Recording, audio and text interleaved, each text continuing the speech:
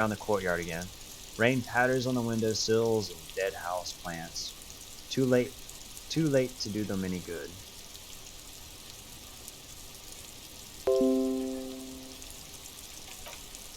You didn't, uh, you didn't answer the question. What were you doing last Sunday? He sighs. I had a friend over. What kind of friend? It was my Sunday friend. A Sunday friend? How intriguing. Makes sense. Friends are nice on Sunday. You don't have to work. You can just spend time with pals, watching rugby and drinking beer. What's your friend's name? Did he see something? Smoker in the boat. He doesn't reply, gesturing no at the smoke. Under the dull and darkening sky, the neighboring windows stand silent. Half-light. Someone hides behind a curtain. Those windows have eyes, and those eyes are watching. Spying on you three. Okay, we'll talk later. No, we won't. He takes one last drag of the smoke before stubbing it out of the balcony. Now, if you'll excuse me, I really need to get going. Convince him to stay. This isn't the place or time for questions. Who knows who might be watching from a distance? They didn't mind the curtains. Hey, listen. Lower your voice. I'm just trying to make things okay again. Can we meet again somewhere else? For a moment, the man on the balcony seems almost vulnerable. Something moves in the depths of his feline eyes. Compassion and a hint of understanding. When he speaks again, his voice is soft and deliberate. I am sorry, but I really don't have the information you're looking for. With a flick of his wrist, he senses the smoke but sailing over the rail. Patooey. But hold on, what's that? For a split second, his hands linger, as though gesturing toward a stone placed right next to the front door. It's a sign. There's a key under the stone. Good luck with the investigation. He walks away. He's so cool. So there must be a key under the stone. That's why he pointed towards it. Continue. He's gone. The lieutenant puts away his notebook and turns to you. We should run after him, see where he went. No point in running. Tenements like these often have multiple exits. If he doesn't want to talk to us, then he'll know how to hide himself. So we just give up. You're right, he probably didn't have anything important to say anyway. So we just give up. He could be a witness, Hilmer's Sunday friend. Either way, we need to look into that muscular type who's asking about our case. He did leave us a sign, did you see that? He wanted to draw our attention to that stone right over there. Lieutenant nods toward a small rock on a soggy patch of grass. If we find a way inside that building, we can ask around for his apartment. Great, let's do it. Stone. Leave no stone unturned. A stone like any other, lying in a whirl of sleet and mud. Maybe there's something under it. Turn it over. Yep, there's the key. There's a key beneath it, rusty from the dirt. This must be for the front door. Pity it doesn't have the apartment number, right? This building has many apartments, and a man can be in any of them. How are we going to find the right one? We'll just have to go in and see. Put the stone back. So now we can enter. At the time is 7:45.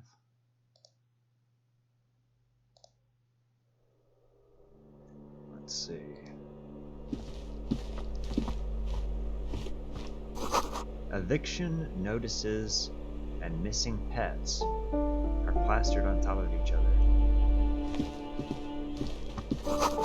This box is filled with cleaning chemicals. Smells of laundry detergent. Trash. Flip-up glasses. +1 logic, but I lose authority. Flip-up glasses. What do these look like? Flip-up glasses. Ha! +1 logic. These ones give +1 electric chemistry. +1 logic. But we lose authority.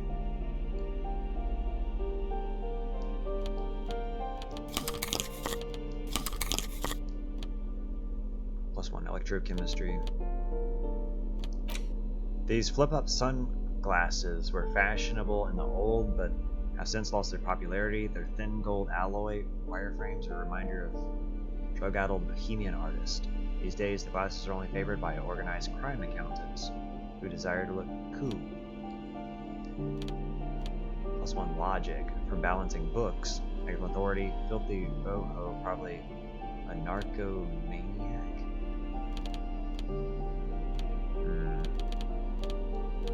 Oh, and then we got his coat. Taking back the streets, +1.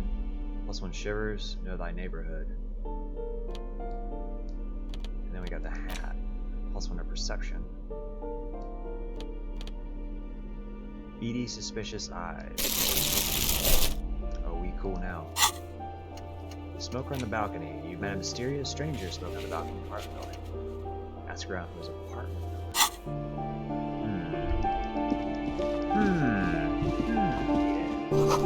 An old shoe rack, boots, sneakers, little slippers. Door apartment number 12. A shabby door hangs oddly on its hinges, secured to the door frame with a safety chain. An unpaid energy bill is attached, threatening cut off electricity. It's addressed to Mr. Uno D. Ratier. Electrochemistry. Your heartbeat quickens, palms go sweaty. The sirens of Anthony is singing you her song. Looks like we found where Kuno's dad lives. Oh. Use the tool not in hand, -10. Looks like we found where Kuno's dad lives. Lieutenant nods. And the place comes with 3 months worth of utility bills. I hear snoring, maybe. So we need to equip chain cutters.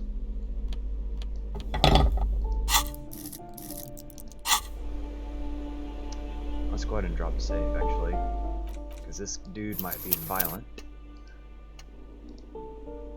Yeah, I hear snoring, definitely.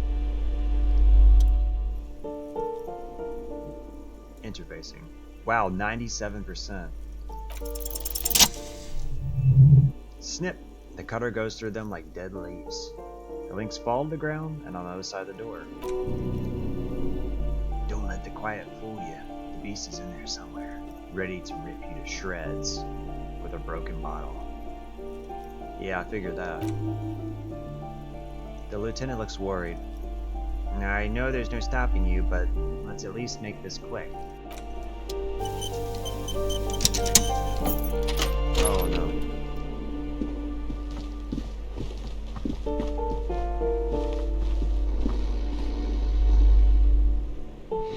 So he's sleeping right here. Glossy erotica covers the walls, wrinkled from moisture.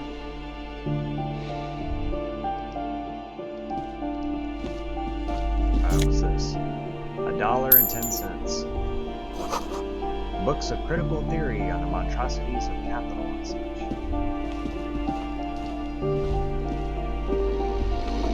I don't think we want to interact with that. With him, maybe?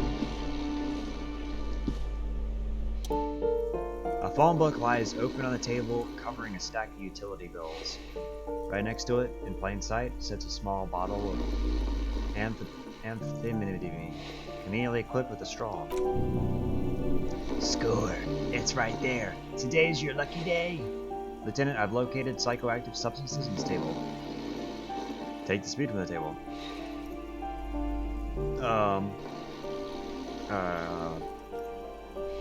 Take it. You pocket the bottle as if it were the most natural thing in the world.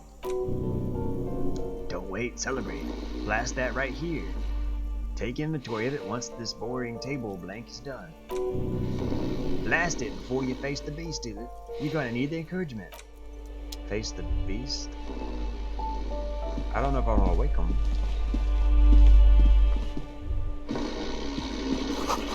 The air stinks of something sour. A bundle of clothes heaped on the bed, a stained parka, some towels, and a duvet. Some socks even. Hold on, Lieutenant, look at that pile of clothes. Lieutenant's covered his nose. Slowly reach out your hand. Something underneath there is breathing. Yeah. It doesn't give a blankie or a cop. Stop your hand now or you're gonna die. It's not too late. No one's gonna blame you for backing out. You don't have to do this. Just get out.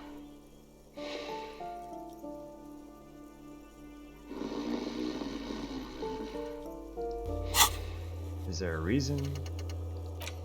Take down Kuno's dad, optional. Enter flight number 12 in the Cape Side apartment building. Get Kuno's speed, sharing with them what's your friendship, and who knows what's going to lead to. Take down Kuno's dad, optional. This dad, wait, but the dad beats Kuno.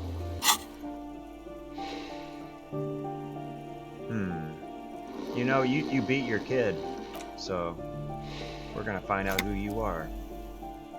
Your hand touches a greasy duvet covered in cigarette burns and ketchup stains. You hear a growl. There's something alive underneath it. Pull the blanket off. You see a 60-year-old fat red-headed man passed out on large amounts of alcohol and God knows what else. The smell of poop rises from his mouth.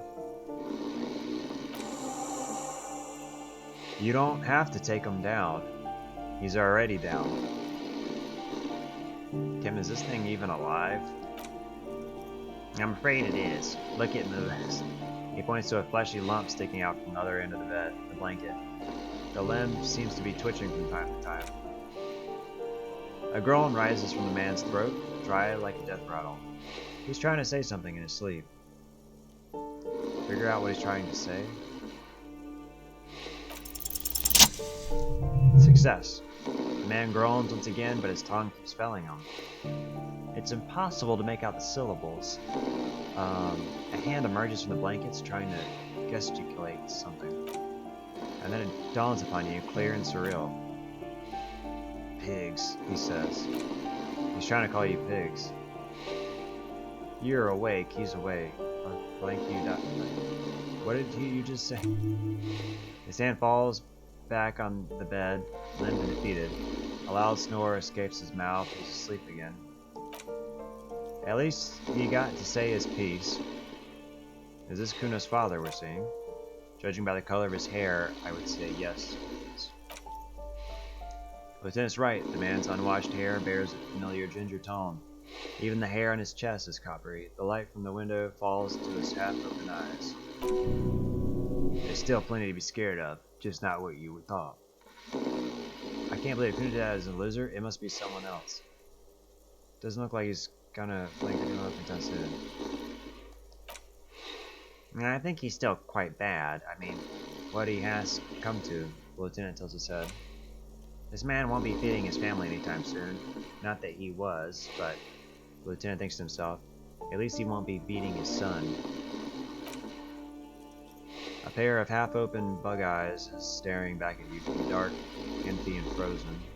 It's clear the person behind them is not awake. Hold on, what happened to his eyes? Can you tell? It happens to exceptionally committed substance abusers. They fall asleep with their eyelids still open. Not a pretty sight. He's gonna sleep it off? This is serious damage. I'm still not sure he's not dead. Suddenly the man starts growling. 3 words manage to escape his mouth along with a strong stench of alcohol. Blanket, life, lot. Look, he's trying to communicate. Maybe we should help him somehow. Whisper, I took your amphetamine, old man. Oh. What's this one? What is there to do? We could turn him on his side so he doesn't choke on his own vomit, but he's already on his own. Nod. We could take him to Remedy or Saint Bastille, but he doesn't have money for medical services. An almshouse would turn him down. They don't do charity for people who are trying to kill themselves. Besides, he'll be dead in a few. The lieutenant stops listening. The lieutenant stops listening to him. Foul blankets grunts miserably. Whisper, I took your ephemera. Silence, only heat emanates from his living body. He wouldn't be too thrilled to learn you stole his stash. It was the last thing keeping him functional. Leave. So, take down Kuno's dad. Huh?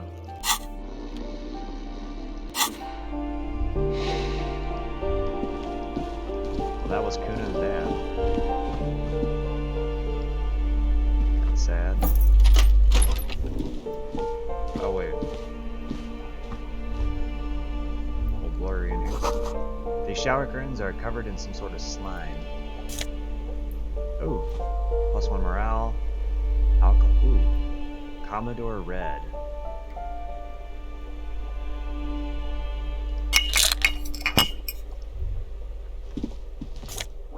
$0.42.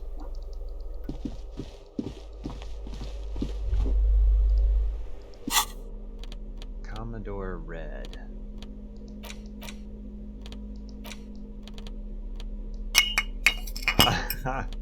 You can actually equip the bottle.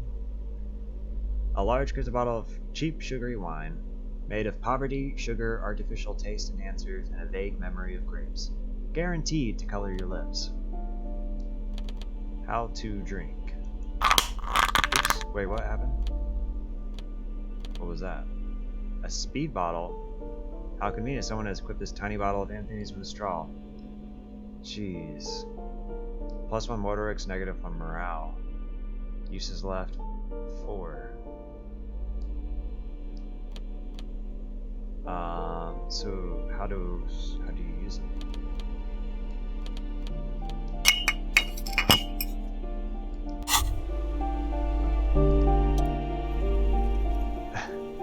Well, hello. Someone seems to have found himself a bottle of booze.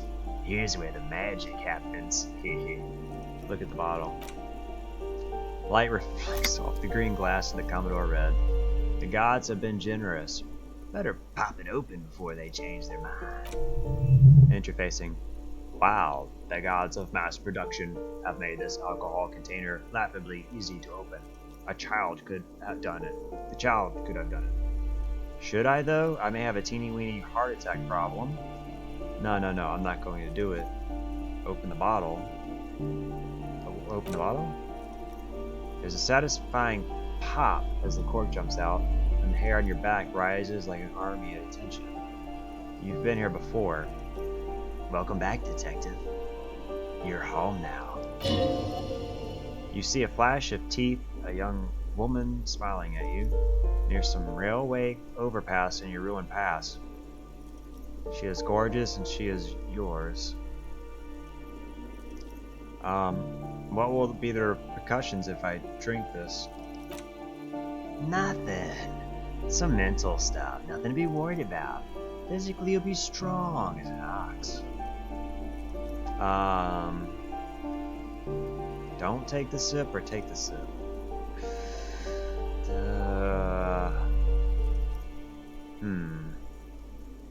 I mean, it can't be that bad. Alcohol physique raise. A golden sun melts down your throat. Its rays filling your nostrils with sunshine. Your stomach melts from it into a happy, gooey mess. So does your mind. All the bad things are melting. You're you again. A real cop. A real detective. Incredibly well done. Substance used, alcohol, Commodore Red. Task complete, find booze and drink it. Gain 30 experience. Okay, well, with the task, that's good. Level up. In the bottom right corner of the screen, there's a drink button. In the bottom right corner of the screen is a drink button. Oh. It gives +1 to physique skills, physical instrument, half-light, electric image. This is good before rolling a white check. The damages your morale. And remember, from the void we came, and to the void we must return. Well, that's creepy. And cool at the same time.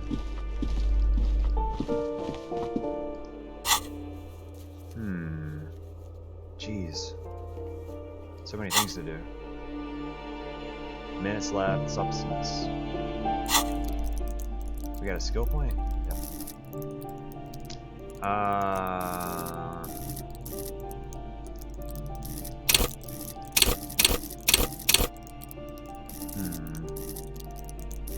Half-life.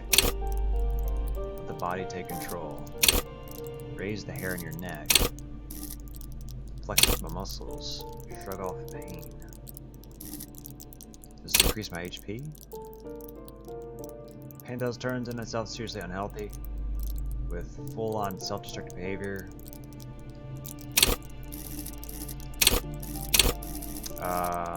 Empathy. Suggestion. So does suggestion help us in conversations? With low levels of suggestion, you have difficulty getting any kind of rapport with others. You'll be alone both during the day and at night. You can make gangsters turn on each other, many crime rings and rope. Psych. Empathy. High levels of empathy really puts you in other people's shoes.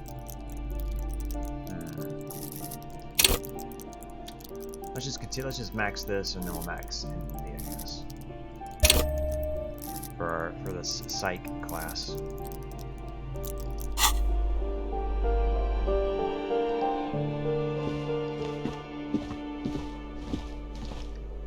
Am I walking like differently? So I'm kind of, I don't know, buzzed. Ooh, shoes! I need shoes. Oh wait, that's not shoes. It's just 20 cents. Someone has drawn a 5-pointed star on the wall. Knock knock. This door has been closed with a padlock. A chalk-drawn number on the board says number 11. Examine the padlock. It's a solid lump of metal, but the shackle is deeply corroded. A solid pair of chain cutters would make short work of it. Tool not in hand. So I guess I just cut my way in everybody's. All right. Use the chain cutters to cut through the padlock. Success. The shackle snaps like a twig, and the lock falls to the floor with a little thud. It should be possible to enter now. After you, detective.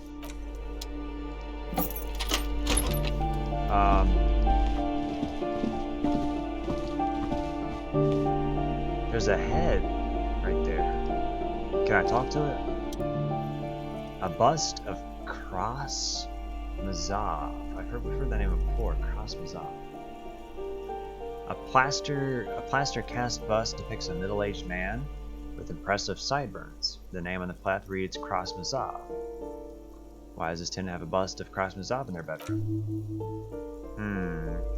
The white star, the photos on the wall.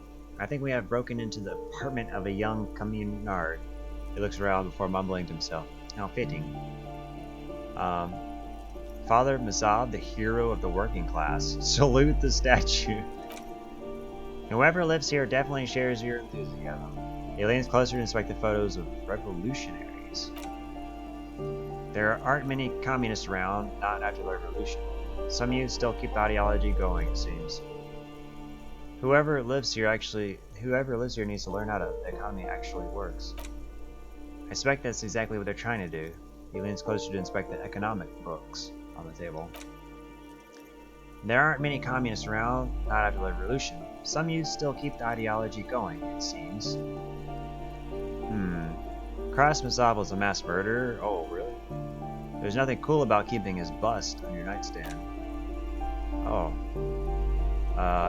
He was definitely controversial. The tenant here seems to like him. He leans closer to inspect the photos of revolutionaries in the wall. There aren't many communists around, not after the revolution. Some youth still keep the ideology going, it seems. Leave. Photos of revolutionaries posing with guns. A flamboyant poster of a white star. Real lithography.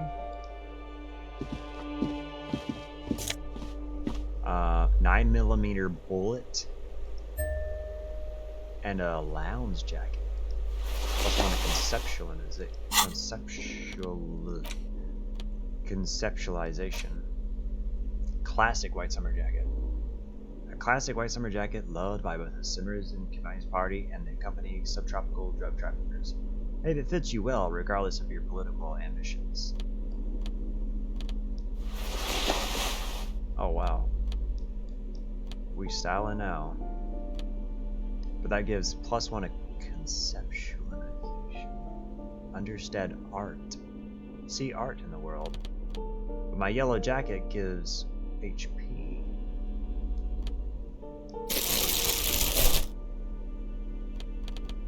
Is that all the jacket gives is health? +1 to endurance. Take the blows, don't let the world kill you. So this is our part.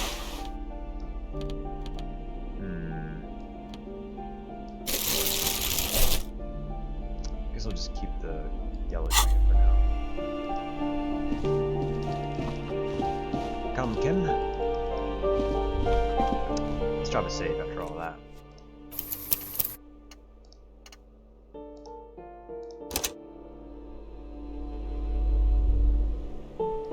And this.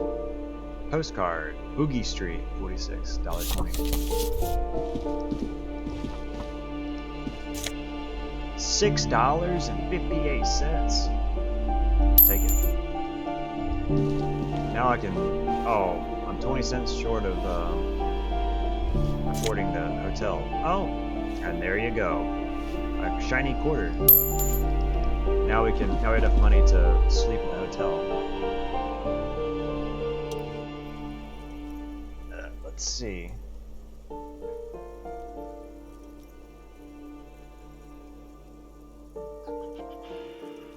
me check something real quick. Alright. You hear someone walking around inside, rearranging the furniture. The number on the panel says 10. Knock. The walking stops abruptly, but no one comes to the door.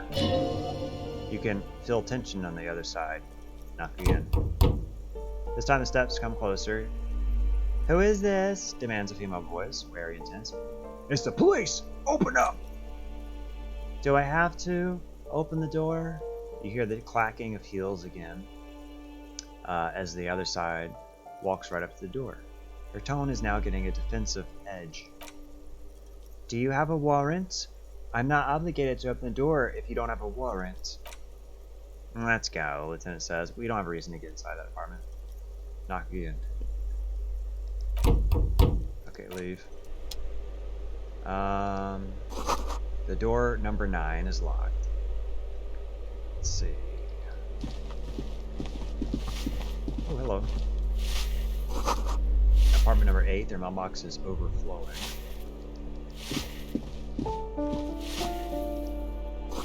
The graffito says, a firing squad for the rich. Exit. Balcony. I know it reads foreclosed by Martinez Realty Associates. A shift in temperature. The air chills around you. Dust settles on the stony floor. Rub your sides for warmth. A former architect stands before a slice of window, a room plan in her hand. A cold wave has made the air in the building stand still and frozen with temperatures falling down to -20 Celsius. Her face is red from the cold. She's breathing on her fingers, clasping the plan. Traces of sadness were visible in her expression. So is this like some kind of memory from the past we're experiencing, of maybe like the architect who built this apartment complex? I guess. The plan. Faint pencil lines in the paper depict the same place, but a missing eastern wall connects the room with the neighboring apartment. Ideas for arranging the furniture have been jotted down. Look around yourself. It's clean and empty, with new tapestry embellishing the walls. A standard HB graphite pencil, a has fallen off a three-legged stool in the middle of the room. Shiver. Shiver me timber. Yarr. Waves crashing in the darkness. Someone has torn down the wall. An old grocery list on the table and checks. A fridge. Nose of Fed. And 2 dimes.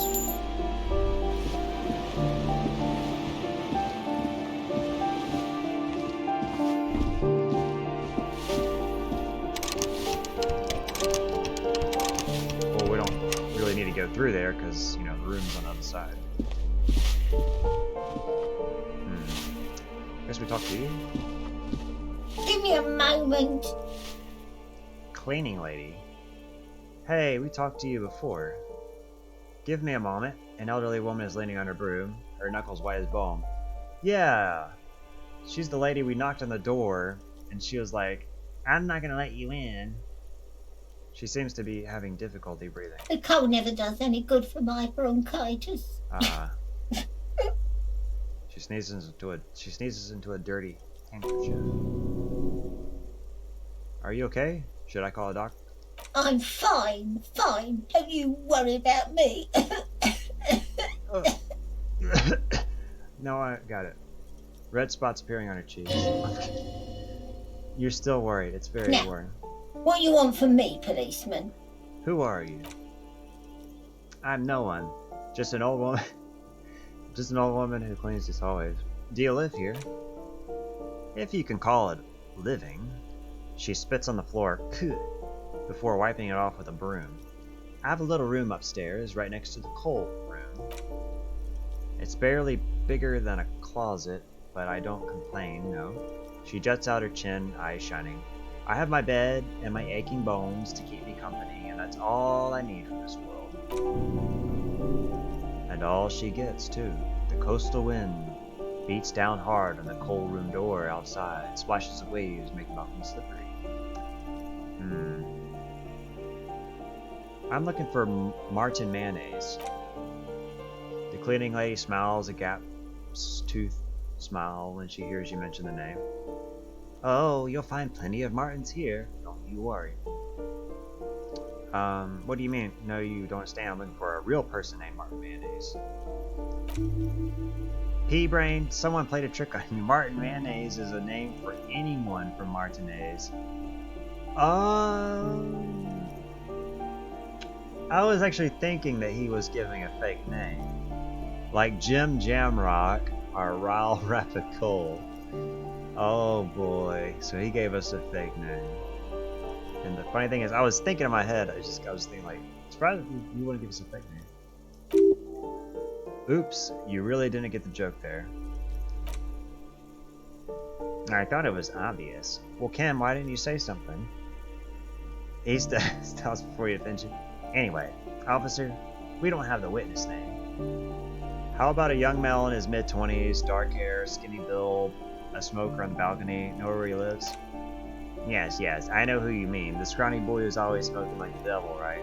She looks at the other end of the hallway. Somewhere in the building, a child starts crying. You hear a radio tuned to a talk show and someone taking a shower. What's he in trouble for? Or, what's he in trouble for? No trouble, I just want to talk to him. Do you know where he lives? He's wanted for murder. He's going away for life. That's Kim. He's actually not wanted for murder. We just want to talk with him. See, if Kim wasn't with me, would she have been like, you know, really? Talk? The cleaning lady starts laughing. That turns to a violent coughing spasm. She squeezes her broom, trying to catch her breath. He lives upstairs in room 28. Go to the balcony. It's one of those doors there. She points east. He's usually home in the evening. Well, it's evening. Thank you. He turns to you. We should go check out his apartment on the balcony. See if you saw him. I have a few more questions. Oh my goodness. Ask away, policeman. Do you know who lived in the foreclosed apartment? The heck am I supposed to know? The clean lady shrugs, her mouth puckered like a dry fig. Another nut job, I assume. She really doesn't like those nut jobs. Bad blood there. Why is there a hole in the wall in the abandoned apartment? Some lunatic lost his mind. All kinds of morons pass through these halls. With how small these rooms are, wouldn't you want to break down the wall? Wouldn't you want to break the wall down? Is one of the residents on vacation? There's a mailbox. There are mailboxes overflowing. People come and go. I don't keep an eye on everyone. Who lives in apartment number 10? No one lives there. It's empty for months. But I talked to someone through the door. Impossible, the cleaning lady says, shaking her head. I would know if someone had moved in there. She pauses, eyeing the hallway. Maybe it's those counterculture people again, breaking into our house like it's public space. You're a policeman, be good and take a look, will ya? Sure, I'll go see what I can find. Take it on. Let's investigate apartment number 10. Who lives behind the padlocked door? Oh, that one is a scientist, a future scholar. Suddenly the old lady's face is beaming. I think he studies astrology at the community college. Education's good, I always tell him to study. Astrology? Something to do with all those stars around his door. He asked me to leave his drawings up on the wall. You mean the star and antlers? I think that's the symbol of communists. Are you sure you don't mean astronomy? The symbol of what now? You know, the ones who support the working class against capital. It's an ideology, some noble answers used for terrible post as blah blah blah. It's a symbol that really divides from noble state. Communism is political ideology. Are you like the world Elysium? Never heard it. The cleaning lady replies before another coughing spell takes hold of her. Tell me about the man who lives at the end of the hallway. Uno di Routier. The cleaning lady starts digging for something in her pockets. I don't want to talk about di Routier, she mutters. Why not? Addicts, all of them. And sometimes I hear them screaming, she winces. They don't like me cleaning behind their door. Think I'm listening in on their fights. So she doesn't. Not after that one time. There's that one time though. Here. It didn't get physical. She heard something she doesn't want to hear again. We saw unpaid utility bills. Aren't they going to be evicted? No one likes them in this building, she shakes her head. It's only because of the kid they haven't been thrown out. I don't like talking about those people. She looks down the hallway. What can you tell me about Cindy? The artist? Ha! She scoffs. Nothing I can do about her, I'm afraid. She ruins the walls faster than I can clean them. Still, she leans on her broom. She leaves an old lady to her business. More than I can say for others. Do you mean me? That's all, thank you. She mumbles some kind of response and hacks something into her handkerchief. Ooh, a souvenir. Thanks, I'm off. So, investigate the apartment again. So supposedly so she was saying nobody was supposed to be living here. This apartment is supposed to be empty. Did you break in here? Excuse me, of course not. Did you break in here even though, you know, I've broken into all kinds of other apartments in this game? Excuse me, of course not. Scare them, suspected of some big crime. There's no sweet talking away in. Be official. I don't need a warrant if I suspect there's been a break-in. Then open the door so I can verify your identity. I don't need a warrant if I suspect there's been a break-in. Oh, come on. There's a pause before you hear the door being unlocked. That was smart, the lieutenant says, nodding toward the unlocked door.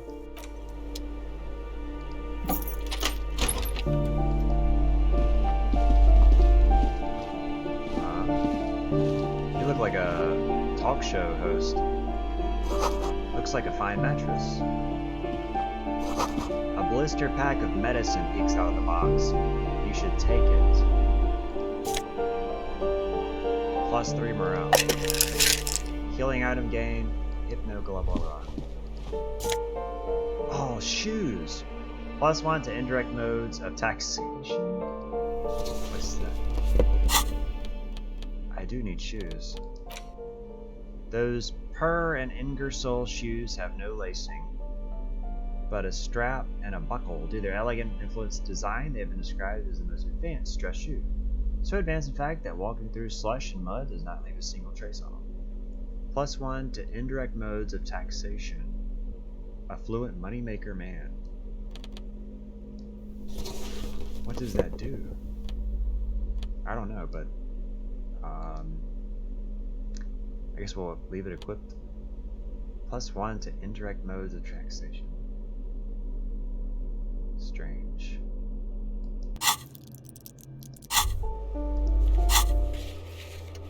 Smoker on the balcony. Investigate apartment 10. Oh, there we go. Maybe this will explain what the shoes are doing. The luxury of fine things. Just look at those black monk straps. After spending an entire day hustling, who's to say that you didn't deserve a pair of ridiculously expensive shoes on your tired feet? You're right. Beautiful things do make people happy. Discard the thought and the shoes. Beautiful things give you a rush. It's power crafting your style, draping your flesh in silk and leather, deciding how to present yourself to the world. What? I just gained $1? Remember when they come to take it away from you? You worked for those shoes. Whether you like it or not, wearing these shoes has made you more liberal. Ultra liberal. What? I just gained $1? Huh. Oh wait, no. There was a thought I had that gives $1. I think that. What was that thought?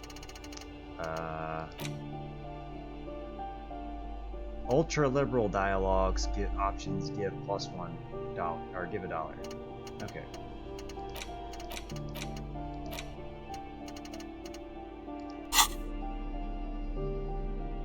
Items. This crumpled up postcard picks an open air market in Louis Street 5 years ago. A vendor smiles as dead roosters line the stalls. Hung by their feet from canopy, red blood flows on the muddy street. Flurry shadows of the pass. Ew. This lemonade postcard offers a glimpse across the river. A little more than a decade after the war, the Eastern Bank is already fully renovated. The hillsides are lush with gardens and residences. Someone's parked a small beige airship by the fountain. This postcard will sell for a pretty penny. Yeah, $4.50. $1.20. This postcard depicts an ill-advised residential area overlooking Jamrock. 13-story buildings line the hillside like sarcophagi. Anonymous fog already rising from behind. These will last boom years. In 1939, the project failed catastrophically, leaving behind an opioid and hepatitis B infested slum. Yeah. Hello. Oh my goodness. Real estate agent. Satisfied. Okay. Satisfied? My name is Mariel Champeter, and I'm an agent with Martinez Realty Associates. I am not breaking in, as I have every right to be here.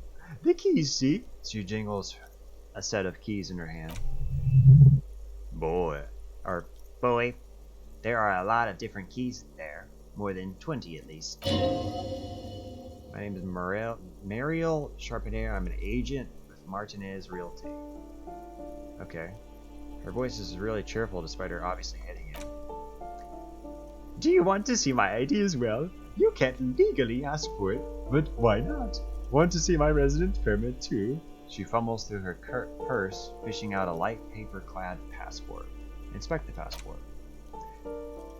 It feels flimsy in hand, with the words "Revocable Zone of Control" written under non-descriptive municipal logo. There's a picture of her with shorter hair on the side, along with all her personal details. Be friendly. Nice haircut. Hand back the passport. Thank you. She slips the passport back in her purse. Do you have any questions? I need to get back in Midtown in an hour. What are you doing here? She sighs and looks around. I need to get it ready. I need to get ready for the next lease. But as you can see, the previous tenant completely trashed the place. Sounds like they knew how to have a good time. Huh. Reprehensible. Who lived here? It was some kind of moral old man who used to be a business owner. You think they make rent? She stops hesitating.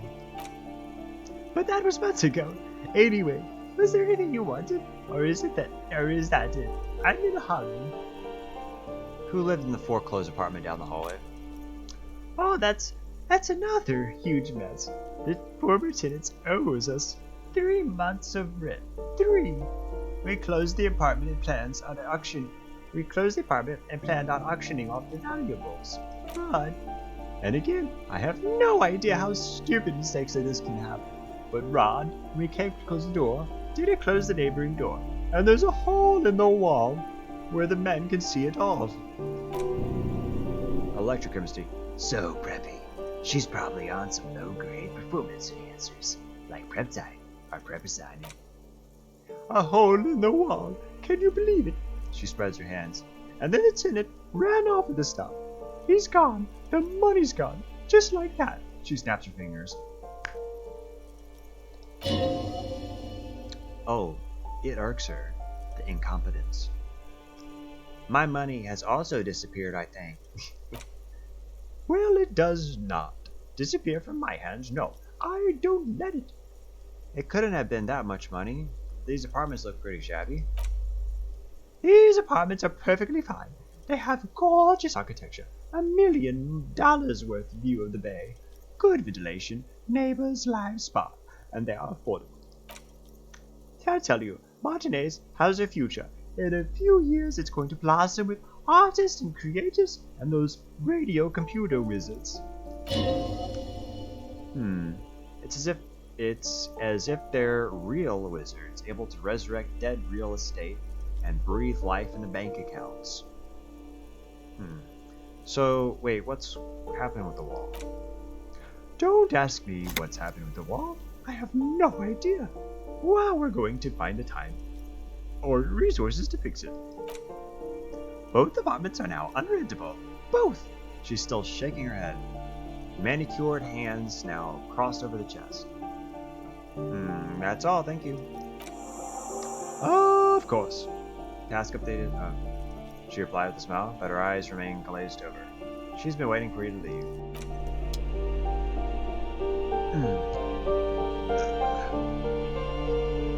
Task updated. Investigate. Report back to the cleaning lady. Okay. Let's report back to our boss.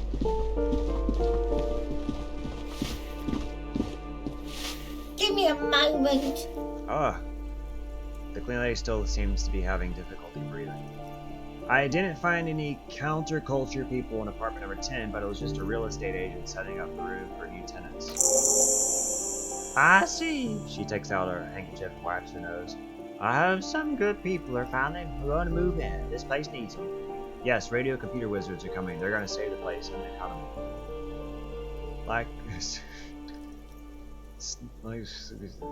I'm sure everything will be fine. No one is coming. There will be nothing but squalors will start killing real estate agents. Yes, radio computer wizards are coming. They're going to save the place and the economy.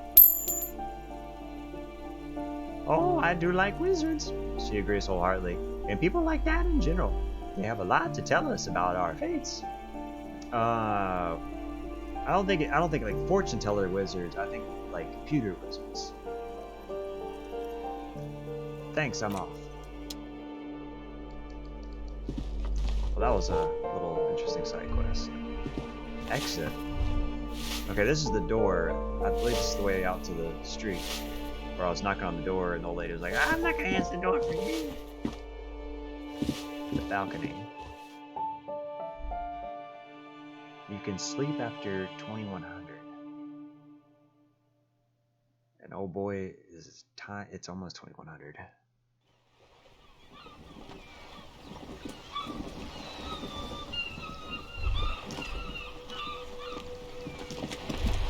Ooh, what's in this box? Plastic. Oh boy. 10 pennies.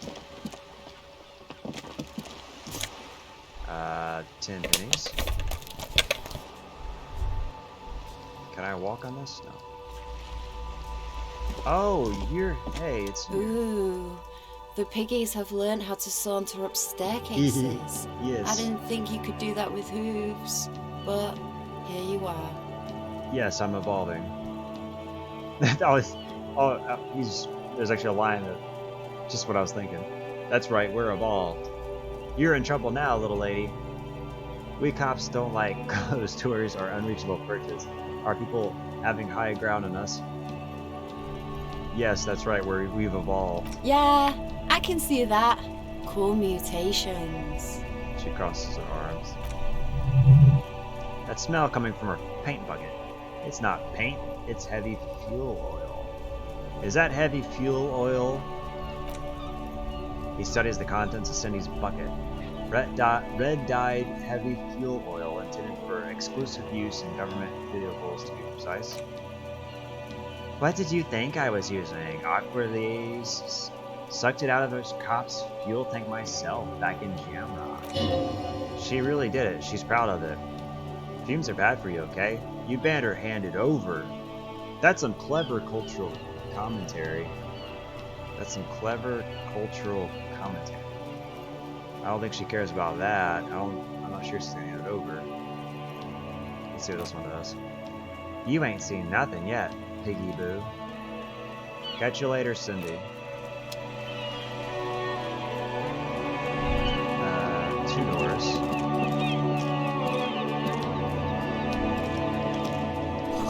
The lock is rusty. You can't get in.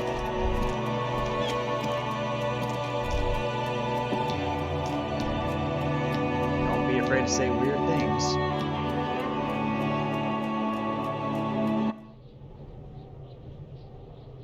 What is this place? I thought it'd be like a hallway with more apartments. Someone's been sleeping here recently. Enough coal to last for several winters. Smells of chemicals. Oh, pants. -1 reaction speed. Poor Lehame laborer jeans. And what's this? $5.29. Oh boy. That's it up here? Pants. All of these jeans look worn. The wearer must have had a butt given to them by the mighty Lord himself. That beautiful peach-shaped man butt has imprinted itself so deep in the fabric, you can't but wonder if wearing them would start molding your own vague rear side into a more shapely form. Jeez. +1 electrochemistry, God, but -1 hindsighted. Interesting. Reaction speed, the quickest to react. An untouchable man. I guess we'll wear the jeans. What? The pockets of these new jeans are perfect for sticking your hand into. Makes you look cool, calm, and collected. As your hand enters the pocket, your fingers brush against something soft. Yet crinkly. Take the item out. Hey, it's chewing gum wrapper. It reminds you of the fruity juice of apricots. Ooh, I want an apricot. You should inspect it closer if you have time. Chewing gum wrapper. Something about the wrapper's texture is familiar. Not familiar in a good way, you might say. There's pain in there somewhere. Pain? Chewing gum wrapper. A gleaming chewing gum wrapper found in the pocket of the laborer jeans. It gives off an ever so faint scent of apricots. Your mouth starts watering. No kidding. A crinkled chewing gum wrapper. The worn label reads Tutti Frutti. It smells faintly of apricots, with a barely noticeable twinge of cinnamon. Ooh. Why do I even care about this? Good question. There is no answer or secret phrase written on the inside of the wrapper, yet you're drawn to it. Inland, drawn by regret. Stop before you hurt yourself. Stop before you hurt yourself with the tutti frutti wrapper. Throw it away. I'll hang on to it. You carefully fold the wrapper into a square before putting it back in your pocket. Lovingly even, despite of the strange feeling of regret. Okay. The smoker on the balcony.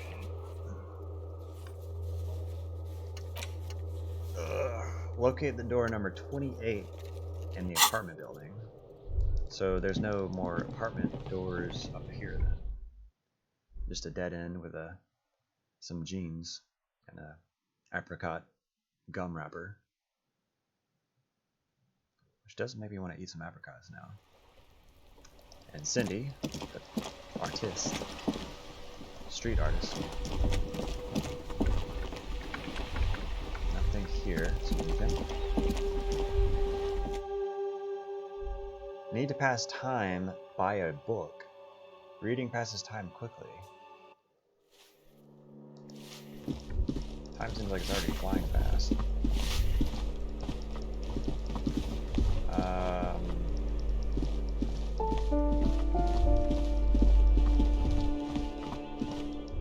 Kim, help me. Where is this apartment? Apartment number 28. Apartment number 28.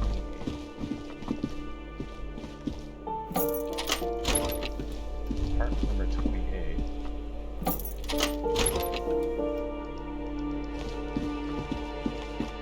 Real estate Girl Scout.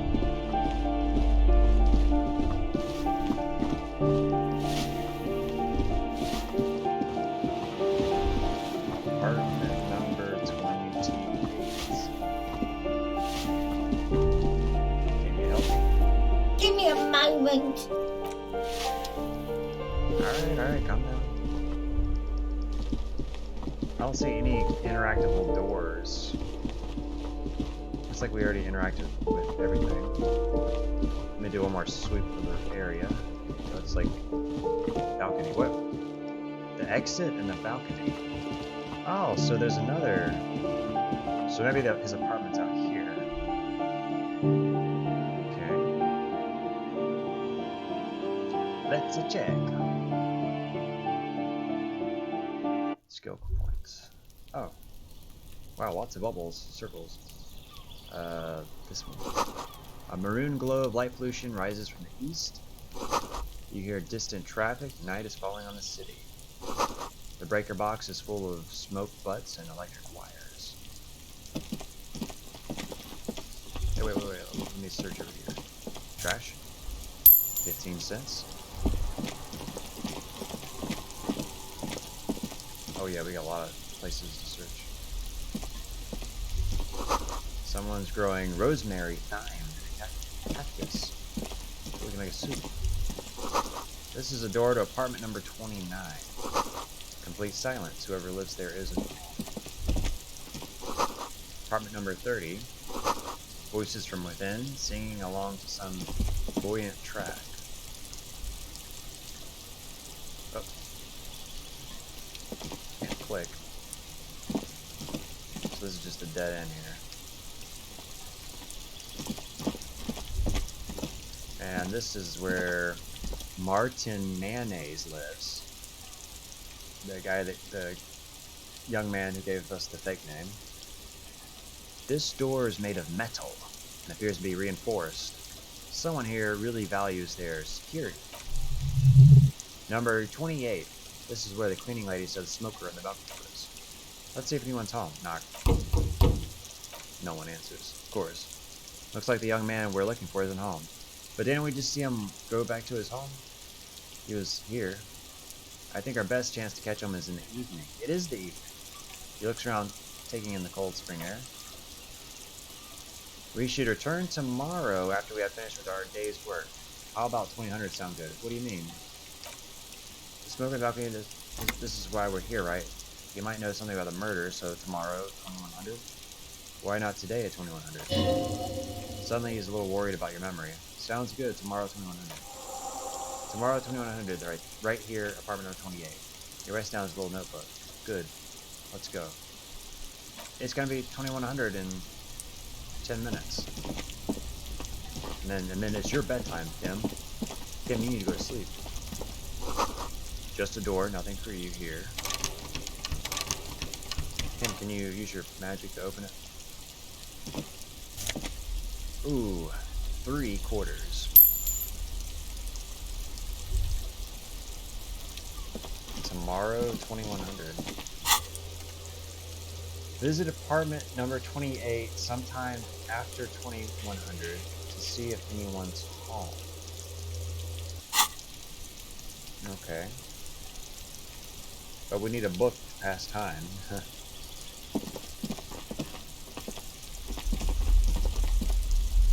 It's up there. Can't get up there.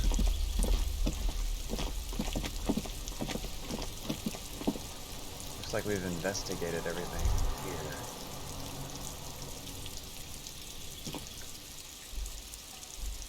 We need to buy a book though, so we can pass time. Because this clock is going very slowly. And also, let's see what's through this other exit. There's another exit from the cleaning lady. I assume this goes out to the street where where I was knocking before. Let's see. Do.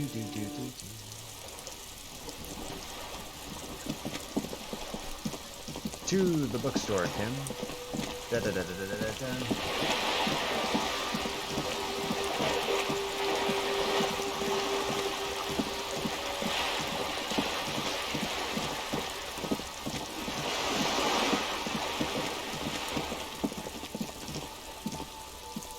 Okay, thankfully we got there before they closed. They do close, I believe at 2100, perhaps.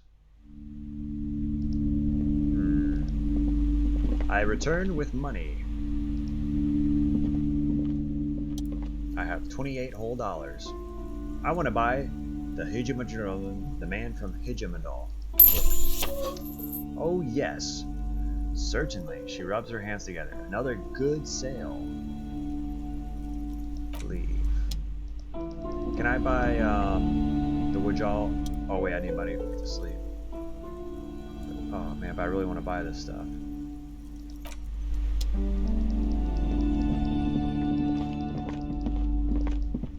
Give me a discount. I want to buy this. Oh man.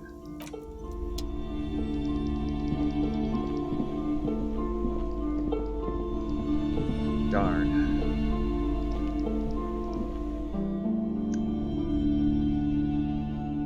Let's try it. And also, we can try talking to Groot again, but. $20 quickly for 2100. Let's go sell our trash to the thrift store,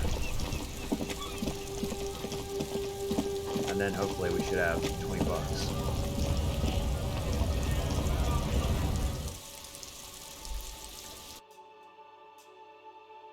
Thick dialogue options will be able to hold on or wait to gain additional information. Oh, trash machine. 1 bottle equals 10 cents. Enter your bottles. 60 cents. Oh boy. Tear machine, your bottles clunk on this machine and the money appears with a satisfying jingle. You're a richer man now. So now we got $20 and a nice pretty nickel. So we can talk to Garté and then pay for a room for tonight. So we can sleep past the time.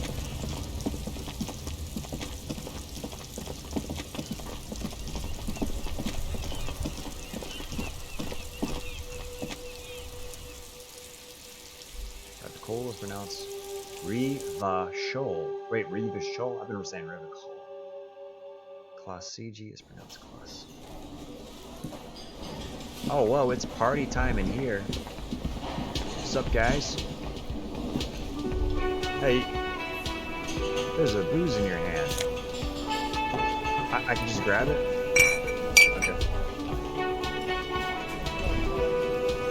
Carte. Can I help you? About my bill for tonight. Oh, man. $20. Yeah, here's the $20. Good. You got the room for the night, but remember, you'll need another $20 tomorrow. How could anyone forget, jerk? Goodbye. Well, now we got 5 lovely pennies. We rich now, boys. 5 pennies.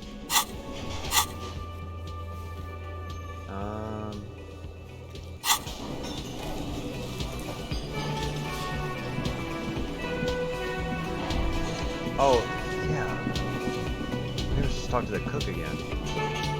About making drugs or something. Leo said you're friends with Manana. Is that true? The mention of Manana gets his attention. He smiles and delivers a whole slew of unfamiliar words and lively gestures. And then he falls silent again. They are friends. What is in the borscht you're making there? Point a large pot. The man says a couple of sentences in the strange language of his, and then seems to wait for you to speak. No, shake your head. Yes, nod. Yes, nod. The man looks at you, then at the soup. His face lightens up. He picks up a bottle from the shelf. Barshuf, need more vodka. Okay, so it's vodka that keeps the men happy and in good spirits. He nods. Clever move by the Union. Vodka, borscht. I love it, Bratan. Turn it the blank up and then ask for some yourself. Turning it up seems like a dangerous idea, honestly. The place is a powder keg. Yes, nod and turn your fingers clockwise. Turn the vodka up. No. Turn your fingers clockwise. Cut it. I'll leave the cooking to you, shrug. I had business. This place is a powder keg? Oh boy. Turn the vodka up. The special borscht task complete. He smiles, nodding vigorously, then pours half a bottle of vodka into the pot. With a whistle, he stirs the brew. Gorsey, could I have some of that brew? He smiles and nods enthusiastically, and chattering away in his language, ladles some brew into a small thermocup, then hands it to you. I don't need anything else. Stay masculine. What have I done? Alcohol Gorsey's brew. Thermocup full of hot force spiked with high fruit moonshine. Yum.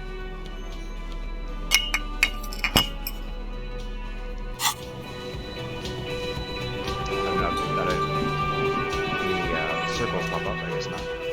Leave. So is that like affected anybody here? Are y'all friendlier now? I've got nothing to say to you. Why? No. Are you friendlier now? Looks like the circus left town, but the... Nope. I guess it didn't make them more friendly.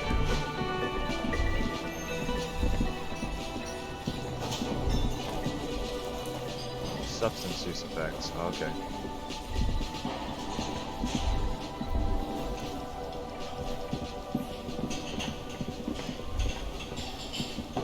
New conversations here. Oh, hello, dear. There you are again. It's all for now, man.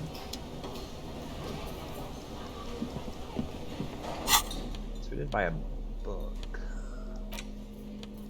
Here we go. Book. Hujamala, The Man from the Hujam. Oh, a classic. On the front piece is an anatomically unrealistic muscle man is reaching into a mountain stream, yearning to touch his glimmering mirror image. His eyes are full of childlike wonder. On the blood-soaked snow right next to him lie 2 giant Zweihindas. The cover of this tattered paperback features the man from Hijimahal standing atop a pile of bloody corpses. His two Zweinhinders are crossed over his massive chest in a dramatic X, their blades dripping with gore. Heck yeah.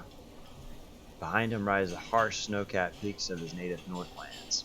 In bold red letters, the title Hijimahal, the man from Hijimahal, unfurls like a banner. In the foreground, a lady lies.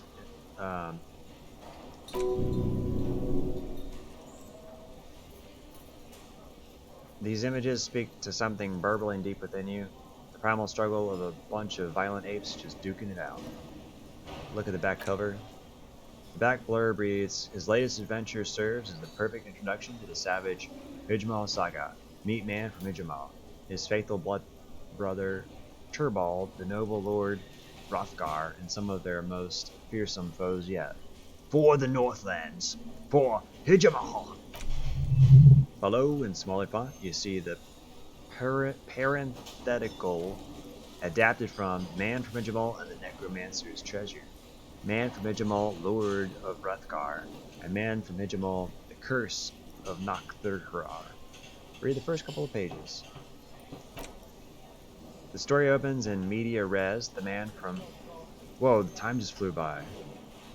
The man opens in media res. The man from Hijmal and his band of northern reavers are in the bowels of an ancient temple, surrounded by an army of gibbering whites led by the deathless necromancer.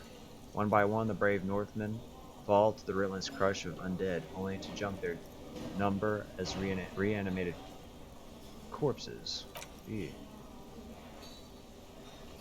By nightfall, only the man from Hijmal and his blood brother, noble Turbald, are left standing against the dead horde of zombies. It is an honor to die by your side, brother, Turbald cries as his battle axe beheads one of their reanimated comrades. Wow, they're in trouble now. 9. Turbald, the man from Hijmal, bellows over the army of flesh and bone.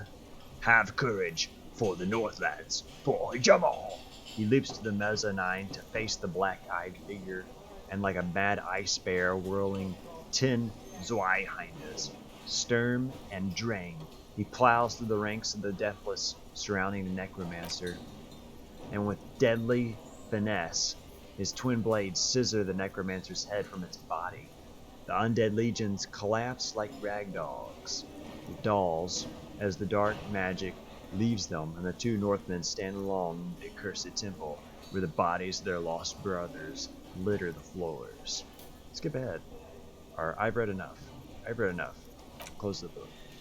The man from Hijmal stares at you on the cover, his face fixed in grim resolve. Put the book away.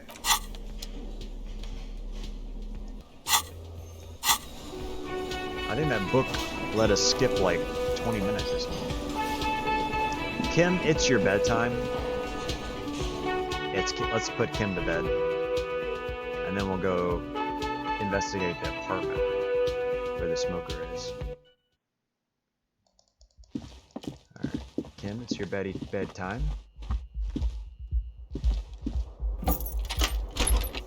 See you in the morning. Good night, Kim. I'm going to sleep too.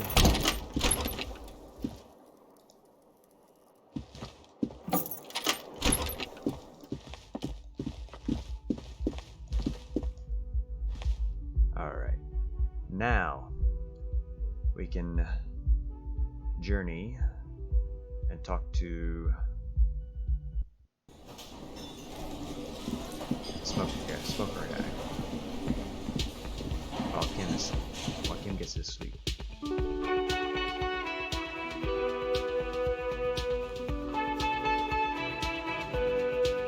Oh, and the corpse. Yeah, the boots. We're supposed to get the boots off the guy while Kim is sleeping also. We should go ahead and take care of that before the smoker.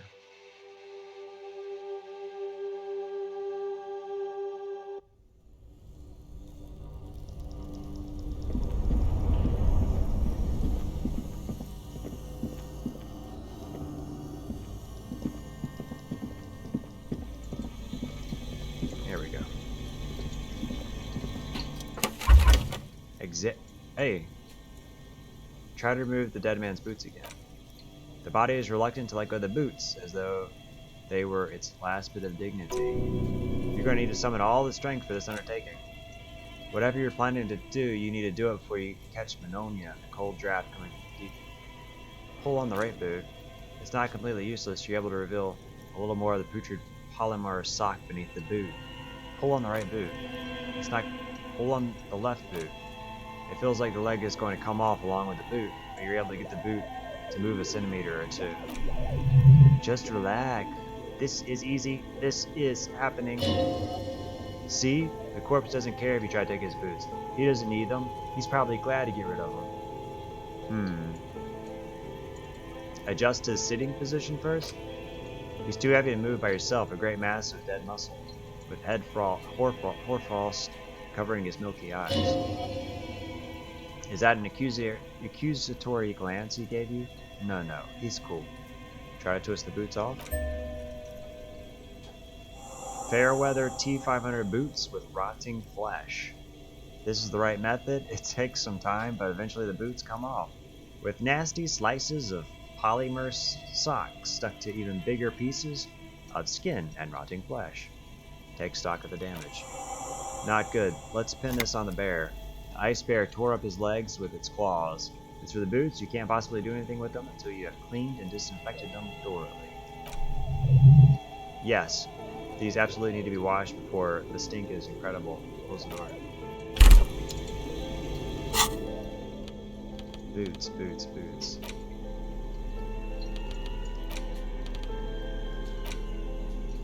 Eye of the Reckoner. Oh, here you go, the boots. Don't smell these boots. Better yet, don't even think about them. Unless it's to think how you're going to get them clean, that is. For now, they're unsellable, unwearable, and just downright disgusting. These boots were probably left on the corpse because they were impossible to pull off out of what's hanging.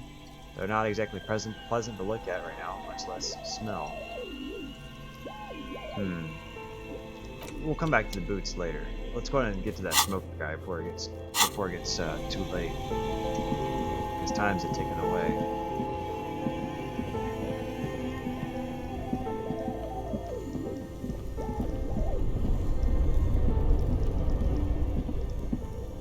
This way.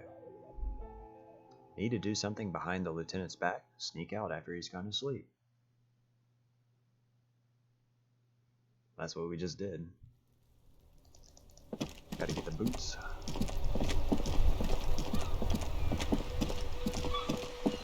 This way and that way.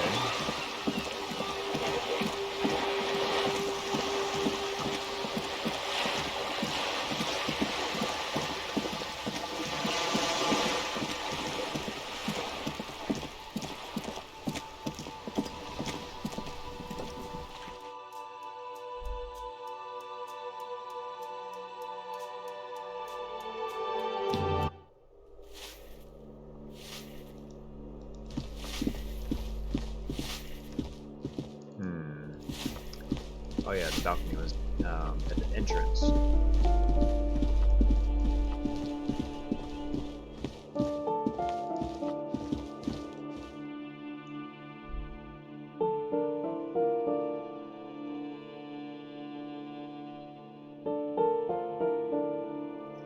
Oh yeah, we could talk to Kuno too, about his dad.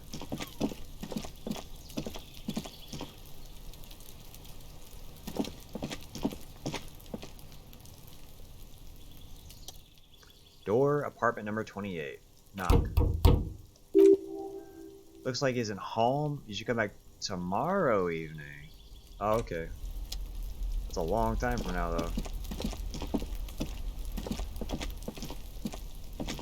Well, darn. Need to pass time by a book. We do have the Book of Hijamal.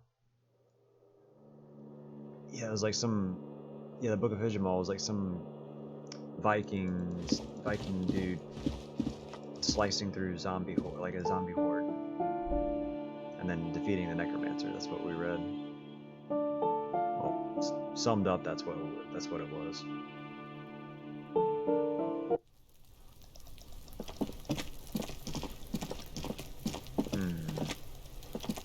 what else we can do for sleepy time. Let's see if we have any new conversation dialogue. Boat lady. You're back. Good. What can I help you with? Oh man, and she wanted us to investigate the who was smuggling in drugs, but didn't see any options. By the way, I talked to Everett Clare. You have? She smiles carefully. And how did you like Mr. Clare? Finally, time to choose sides. He's a beautiful man, beautiful and just. Everett Clare is a hero of the workers' movement. He is the champion I have sworn fealty to. He's a bloated rainbow socialist. I can do business with him for socialist reasons. He is not the champion I've chosen. I wish to swear fealty to you and the cause of the capital. I have a feeling the international community does not approve of him. You have, and how did you like Mr. Clare? I didn't. Oh, come now. He has his uses. How else would he have stayed in power all these years? Or wait, actually, she answers the wrong question. Corruption, that's how he does it. Fantastic, worm-like corruption, reaching into the bowels of the earth. She looks to the ground and nods. Of course, I don't expect you to share anything he told you with me. I'm not worm myself. There's a pause. But if you felt like passing some information, how could I stop you? Are we not human? Are we not curious to hear another person's take? It's only natural. You would only be, she smiles, gossiping. Tell her she'll like you for it. Yes, your disgusting tie agrees completely. Let's gossip. I helped him turn up the heat on the borscht. Did you now? She is intrigued. It's looking. What sort of borscht is he making? The cook makes it to keep the strikers drunk. Helps them strike. Yeah, the strike brew, she nods. That's a classic. And by turn up the heat, I presume you mean put more alcohol in it? Yeah. Why, if I may ask? Why make them more drunk? Aren't they corked enough already? I worship Algol. Algol is supposedly like the god of booze. An act born of sympathy for the working class. I set fire to the fumes of struggle. I thought it would make the broth taste better.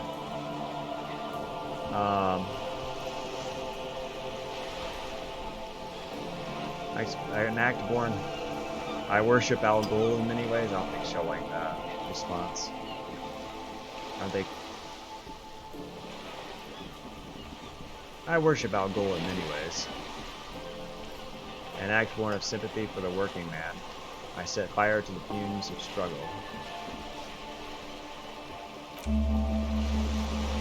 Very curious, she blinks with eyes. A very curious thing to do. What else? Mr. Everett is helping me find my gun. Oh, her eyes become large and round. That's so helpful of him. So very, very helpful, she repeats. And how is that going? Do you have any leads on the gun? It says almost ready to be found soon. Mr. Everett says it's almost. Did he now? Her eyes narrow. Well then, it should be any day now, unless of course he's lying to you. Anyway, there was anything else you've heard? Doing a borscht. Blah blah blah. Yes. I worship Algol in many ways. Very curious, very curious. Oh darn it, I actually clicked too fast. Help him click. I want to see what the third option would do. Cook makes up strikers drunk. Yes. It's uninteresting. I thought it'd make the broth taste better. She just has the same response. I'd rather talk about something else for now if you don't mind. Conclude. Of course, detective, she simmers down. Should something come up later down the road, don't be afraid to drop by for a chat. Until then, is there anything else I can help you with? Thank you, that's all for now. Leave.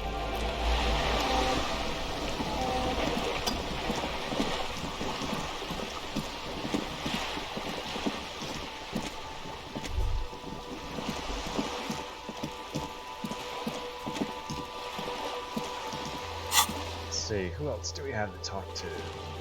Smoker in the balcony, messages. This is apartment 28. Send victim's body to processing tomorrow. Open the apartment door for Everett.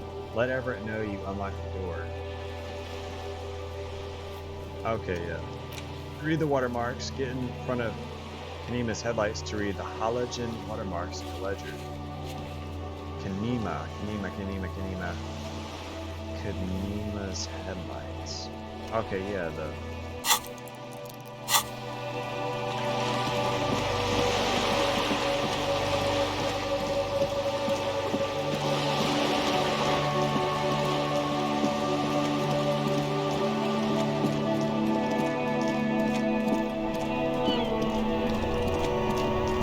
Kanema. I mean, Kim Kitsuragi's headlights? Okay, what's this? Stop between those trucks down there. Smokes. Go get them. Stop between those trucks down there. Oh.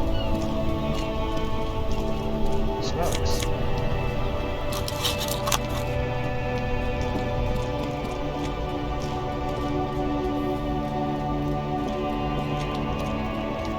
Still here, stuck in this damn jam, my man. I What's don't up? think she's here. Do you know this lady driver? He shifts around suddenly uncomfortable and looks away. I don't want to talk about that. Why do you know something? What is it? I need your help. She may involve. Okay. What do you know something?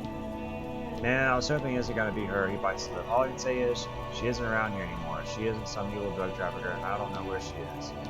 I asked you to conduct a drug trade. You said you didn't know. Now what are you saying? Who is this person? What's her name? Thank God I don't know. People call her the lady driver. She kept her name a secret from me too. Now I see why. Who is she to you? A friend? An acquaintance? I don't know. She was the only person in the dang jam I could talk to. She's someone I don't want to rat out to the law, okay? What does she look like? A youngish woman, gruff but in a cool way. What color hair? Blue and violet, dyed. He answers reluctantly. It was violet when she got here, blue before she went. Asked you was conducting the drug trade, you said you didn't know. Now you're saying you do? I didn't, man. I told you I was hoping it's not her. That she wouldn't be mixed up. He still is hoping. It's just wishful thinking on his part, not trickery. When did she leave? Move on. Dang, I don't wanna. He looks you straight in the eye. Please just let it go. Whatever she did, it can't be that bad. She's not a bad person. I know that much. I can't just let it go. It's part of a police investigation. That's how it always is with you, isn't it? All part of the investigation. He shakes his head. The girl's troubled if you hunt her down. She may not survive it. I can't have that on my conscience. You said she's troubled? How? She's got the darkness in her. That young person's darkness when you think it all over. And you're looking for a way out. She shared this with you? Yeah, which is why I don't want to snitch on her. It's not just snitching, it's just a few questions.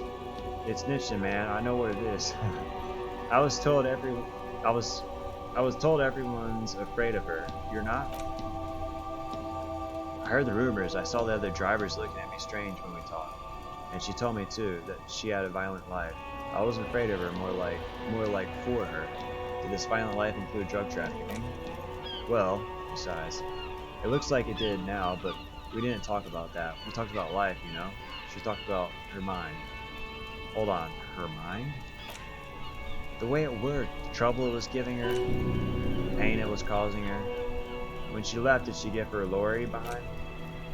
Blank, man. Go grill someone else with these questions, okay? There are plenty of drivers here who couldn't stand her, or were afraid of her. They'd be more than happy to rat her out. Push Tommy and it will break his heart and his spirit. Don't expect you to be pals. Now is not a time to focus on feelings. Push Tommy and it will break his heart and spirit. You need that info, son. It's right here. The answer is right here. You just need to ask him. Come on, do it. She's a suspect. I need you to put yourself in my shoe. I need this for another investigation too.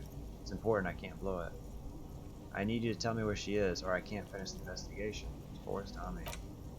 I thought you were a different kind of cop. Something breaks in him as he stares into your hard eyes. The realization that you used his friendliness and goodwill for your own ends. Where is the lady driver? Here. He takes a key ring from his pocket and looks at it before giving it to you in silence. The keys to a motor lorry, pretty complex, looks like a chain lock. Then he gives them to you. Hilori is still here, down past the statue of Philippi. He waits for the monument. The cabin is green. You can get in there with these, that's all I know. When did you leave? Last Friday. Blinks, his eyes half empty now. Anything else, like where she is now? No, I don't know. And why did you have the keys? She left them to me because she trusted me, so I can get it out of the way when the jam breaks loose. Otherwise, he doesn't finish the sentence. One more thing about something else. I'm sorry I had to do this. I bet you are. And he's sorry he couldn't be what he wants to be, a good person. His last line is revenge on the world. One more thing about something else. Nah, I need to think my own thoughts now. Pray forgiveness for my sins. Go check your cabinet. He adds quietly, I hope it gets you something. Help someone.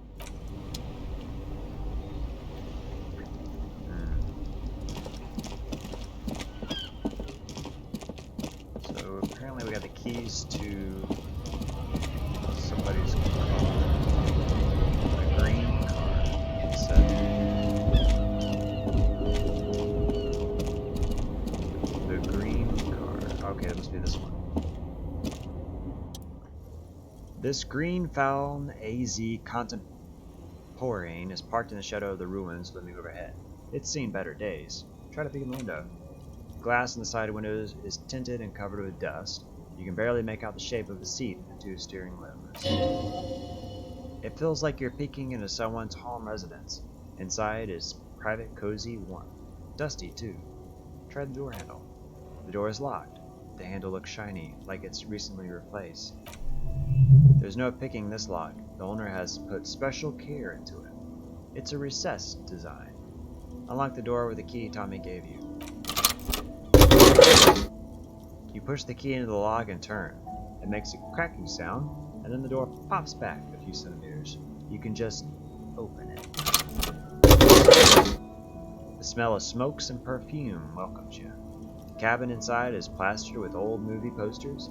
Actresses smile from the walls. There's a radio transmitter in the front, and a toolbox tucked under the driver's seat. Some tools lie scattered near the pedals. Pull out the toolbox. A metallic drawer slides out from the seat. It's empty except for a unfolded newspaper. It's an issue of Free from last Wednesday. A piece of paper falls out from its pages. Pick up the note. It looks like an article ripped out from a radio enthusiast magazine. Complex mathematical equations explain the basics of something called the Ulan frequency system. These formulas look oddly painful. Maybe it's the hangover, but they give you a headache. Push in the pull-out. The pull-out toolbox slides back into its nest. The rest is as it was. Radio, posters, a trace of motor oil smell under all the smokes. Pull out the toolbox. Check the pedals. You wedge yourself onto the steering wheel to get a better look. It seems like a few tools lying around here. A hammer, a pair of pliers, a rusty wrench have been casually thrown there by the disorganized driver. But one odd detail does catch your eye. A piece of sandpaper has been glued to the throttle. But why this? Oh. So yeah, so one person at the murder scene had like the soles, the bottom of their shoes were worn out. So obviously the owner of this vehicle must be the 8th person, because there's 8 sets of footprints, and 7 of them belong to the people, the dudes in the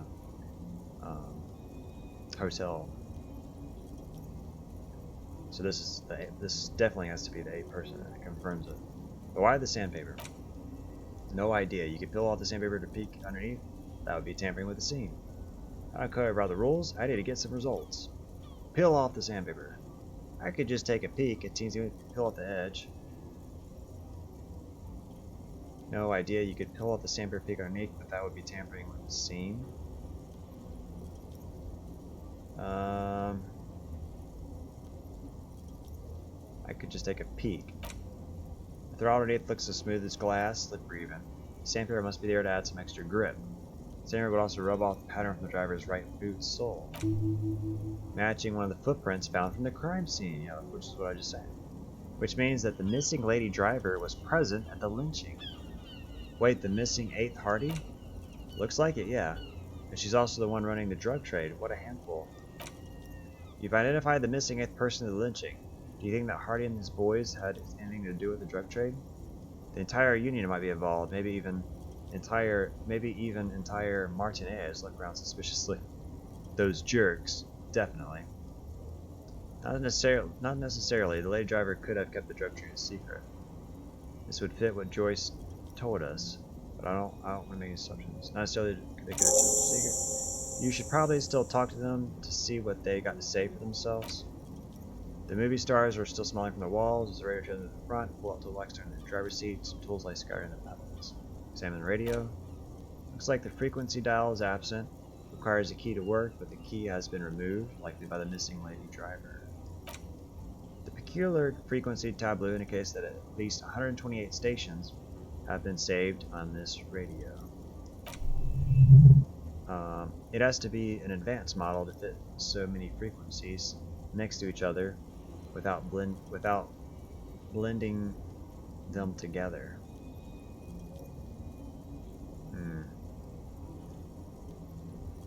Why would anyone need so many radio stations? Unclear. Is there anything I can do with the radio? Not without the dial key, no. Look around the cabin. Admire the posters. These are movie posters featuring starlets from long-forgotten films, from the 20s, the teens, and even the 90s of the last century. Teens and even the 90s? One of them particularly catches your eye. A centerfold of an ingenuine attached right above the back seat. Study the centerfold. The actress is draped in a sheath dress, one of her shoulders bared. The faded remains of an autograph run across the poster. She's looking past the camera. A feeling of tenderness washes over you. A longing even, perhaps, and gentle tragedy. Wait, doesn't she resemble someone you know? But you can't put a finger on whom exactly.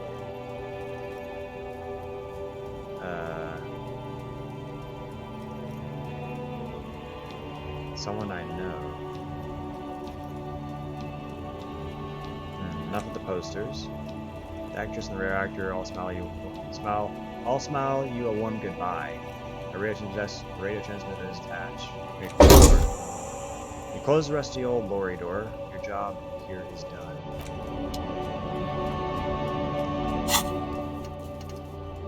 Confront Hardy Boys about drug trade. The jam mystery. Report back to Joyce. Talk to them. One of them must know something about the drug trade. Getting the hangman's boots. Wash the boots in the kitchen somewhere.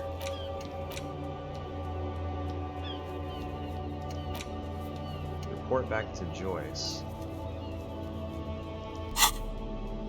Tools.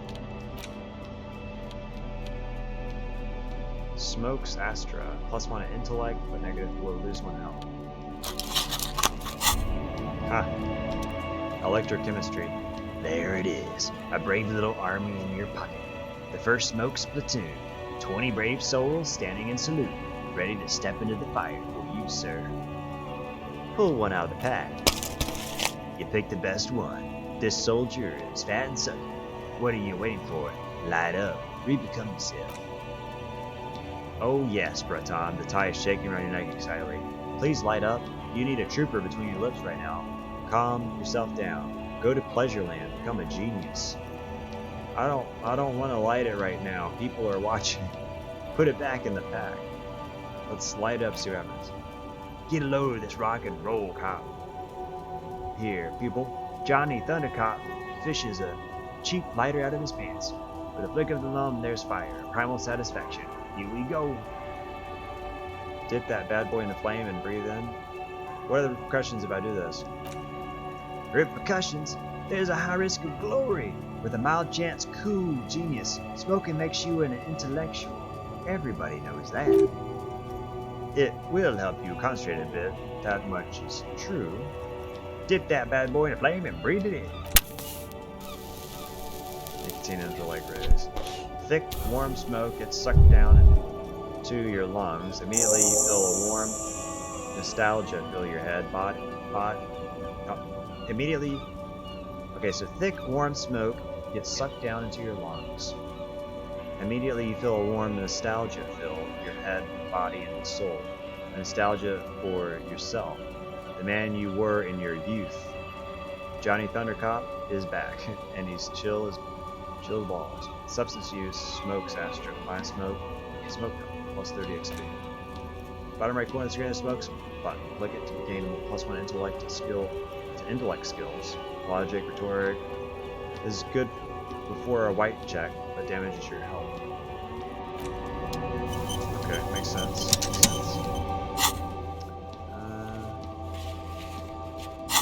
Let's talk to Joyce about the drug trade stuff.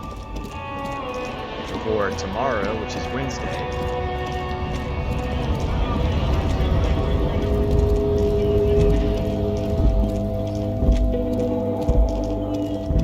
Because on Wednesday, I'm not sure if the traffic will be gone on Wednesday. Because on Wednesday they're supposed to lower the drawbridge, so everybody might be able to leave. So all this traffic jam might be gone, and the car with supposedly drugs in it.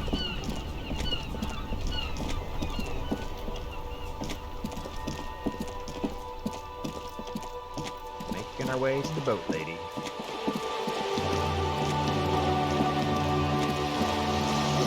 Sadly, I don't see there's not a lot of trash in this game to pick up.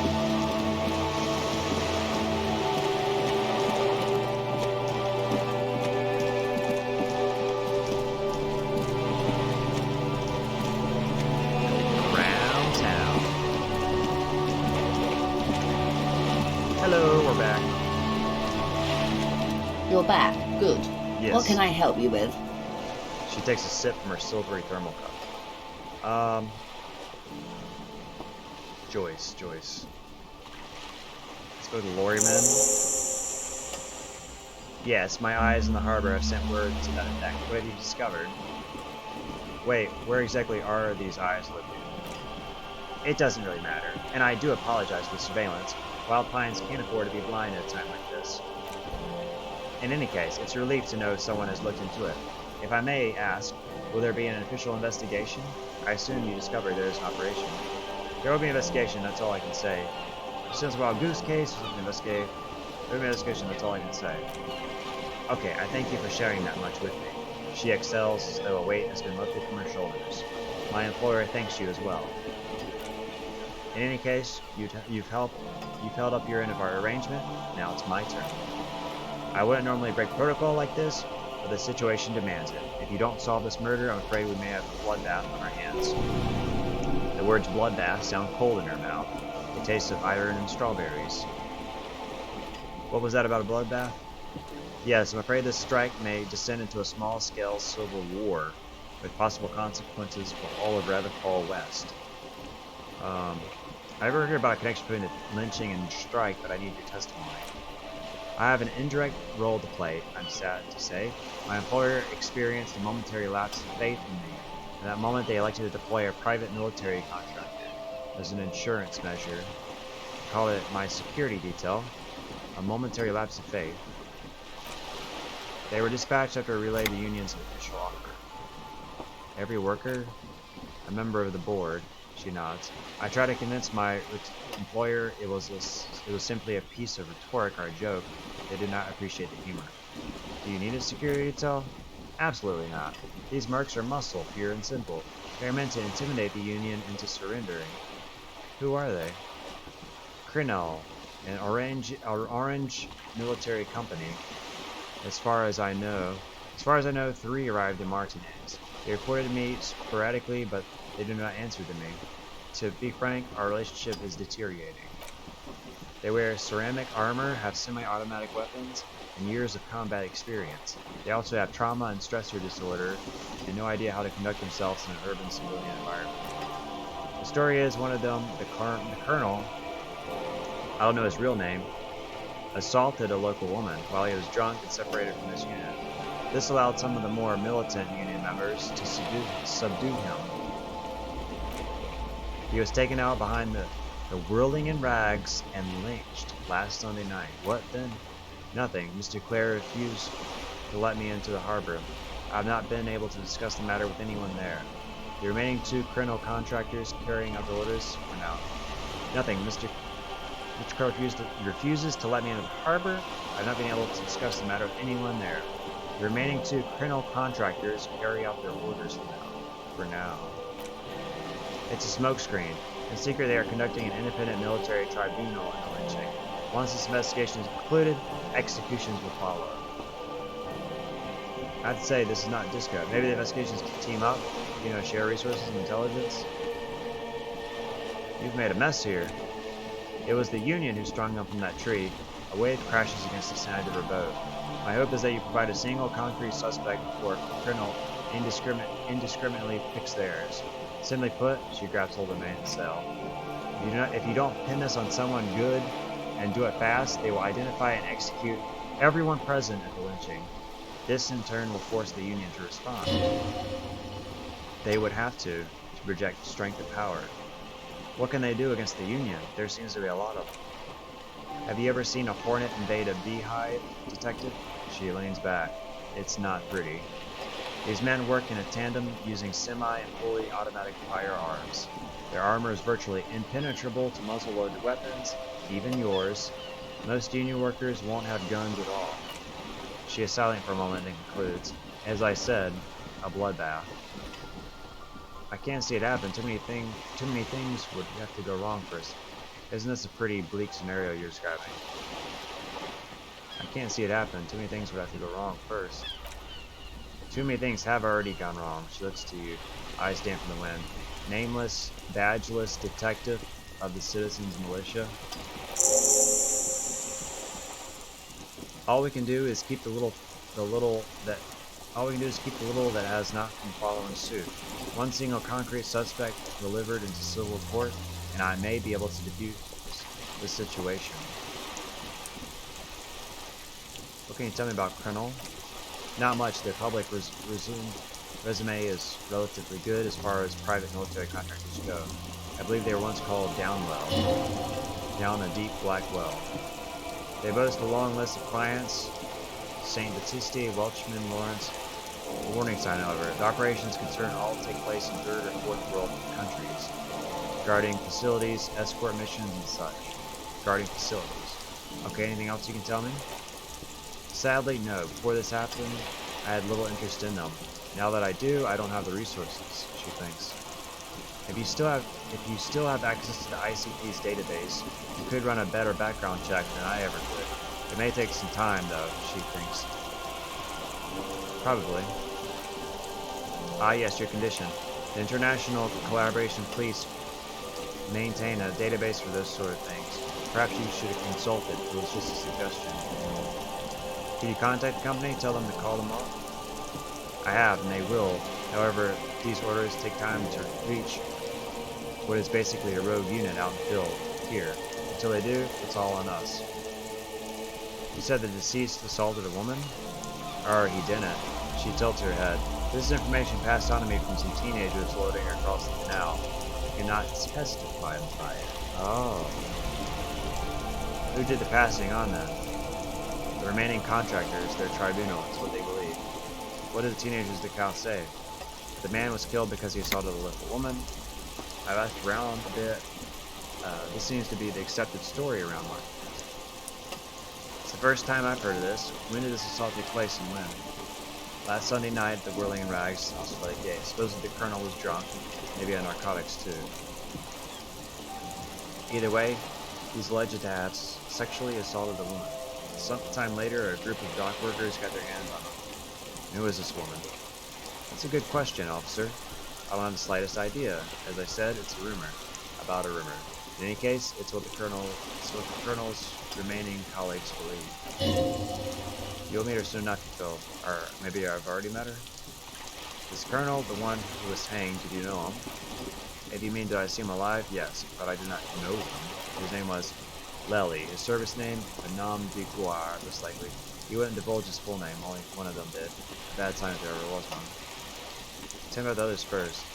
One is a man, Cordy, they call him, a nickname as well. The other, a woman, Phyllis D. DePaul. Cordy is the gunner, I believe. DePaul is the radio operator. Just Lily, anything else? Nationality, how old would you say he was?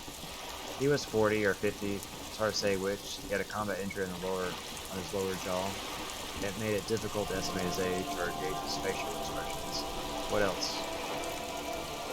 He was Occidental, I think, light brown hair, mixed accent. Orange or Mississippian maybe. His injury gave him an accent all his own. In a way it was humanizing. He had to learn to speak through it, though through the injury. She nods. That's all I know, I guess. I only met him once. Where are the remaining 2 mercs now? They've gone to ground, as it were. I don't recommend seeking them out. She puts her foot on the guard wire for balance. For one, they're almost certainly armed to the teeth. They don't have the same respect for the revocable citizens militia as I do. To put it bluntly, they think you're vigilantes, ghetto savages. It will not be a fruitful meeting. Vigilantes? You're a professional officer, the only legitimate authority in the revocable. Vigilantes? The RCM gets its authority from the coalition. Where does theirs come from? Somehow I doubt that lecturing them on the legitimate use of force will persuade them to stand down. I still need to know where they're from. You're likely to run into them eventually. When that happens, I'll be in a better position to mediate if I don't appear involved. Scab leader, murder, bad reply. Scab leader built like Brig. Didn't pass the background check. Where are these mercenaries? One is obviously the scab leader at the harbor gates.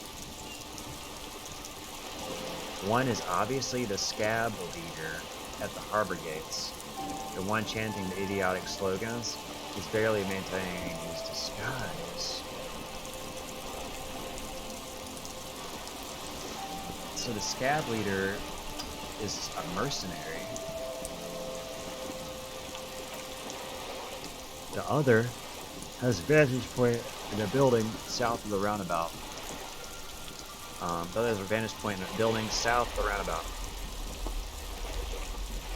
They were keeping tabs on you while you were canvassing the lorry drivers. One must be the goon in ill-fitting work clothes by the harbor gates. The scab leader. That may be so. She's poised enough to turn. I still hope you keep my advice. There's no need to kick the hornet's nest. One's probably in a building overlooking the roundabout. That would afford a good vantage point, she says. In any case, it's practically inaccessible. I have another question for you. I hope I can answer it better. How much time do we have? Until the executions start? Truthfully, I don't know. Depends on their progress identifying the members of the lynch mob and their impatience. Depends on their progress identifying the members of the lynch mob and their impatience. What? You mean you don't know what's going on? Not in this matter, I'm afraid. They consider this a personal initiative. There is a brief silence. Seagulls squawk over the bay. 5 days, not more. Maybe sooner. It's a matter of days, not weeks. Oh boy. That's enough for now, I'll conclude. I'm sorry to have to be in the bearer of bad news. Is there anything else I can help you with, please? Ask. Now, can you tell me about these tats? Of course. Excuse my hesitation. Before. She reaches the guard and takes the photo, holds it in her hand. For about half a minute in silence.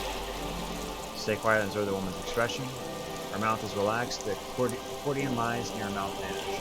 The pearls of her eyes move slowly in the pose circles. What do you think? Sorry, she breaks her concentration. I was trying to see if I can read the web of interdependencies between these points, the stars.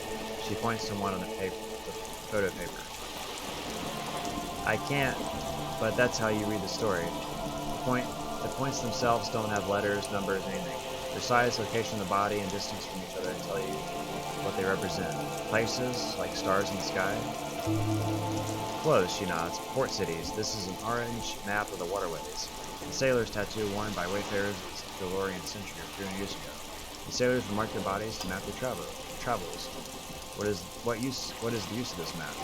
The sailor's soul would use it to fly back home if they should die abroad. This is a sort of contraption. to be reeled back in by the silver core, they would call it. Clear as see now. This one is going nowhere but the morgue. I've spoken to him. For now, the soul is fastened inside his corpse. She remains unfazed. That is precisely what the sailors feared when they drew these maps. Fear of drowning within one's own corpse. What travels does the dead man make? Quite a few. Verita Fort, the ranch on Capitol. Traditionally stands on the right shoulder. She points to the photo. He started somewhere near here, I think. Then what? Then he made his way to the Predo Grand through what I think must be Stadskanal, an artificial channel through the Occident. From the Predo, he sailed to the Insular Ocean. First the Seminoles Islands, then this, which to his heart. What is that? Revicol, she says. Those are the two constants. Fort on the shoulder and Revicol in the heart. They started the tradition of these maps right after the discovery of insulin, the dawn of the interstellar age. You said you can't read it. Seems like you can. I can't. This man was no sailor, and these are no ports. I can understand geographic fragments, but not their meaning. Who could tell me more? His platoon members? The other contractors? Though I do not suggest you go and show them the picture. This man was their friend and comrade. I need that information. Mark it down. Ask Mercs about texts. Do what you have to do, detective. I don't think deciphering that attach should come before public security. But if you should wait until the mob to find out, I couldn't stop you. That's all for the tats. Thank you for your help. She hands you back the photo. Is there anything else I can help you with? Thank you, that's all for now. That was a lot of information.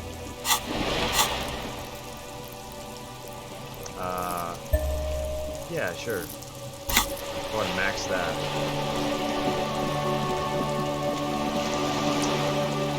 Now let's make our way to the apartments.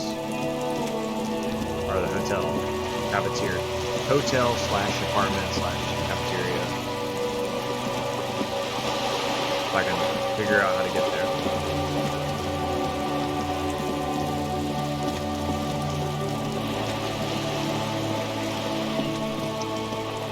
So there's two mercenaries hiding in town, and they possibly want to find out. So they're trying to figure out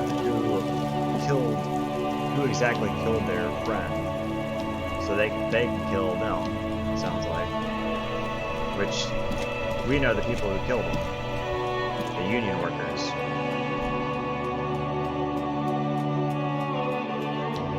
Man, the union workers are the union worker guys that are kind of jerks, to say it lightly. Okay, so these guys.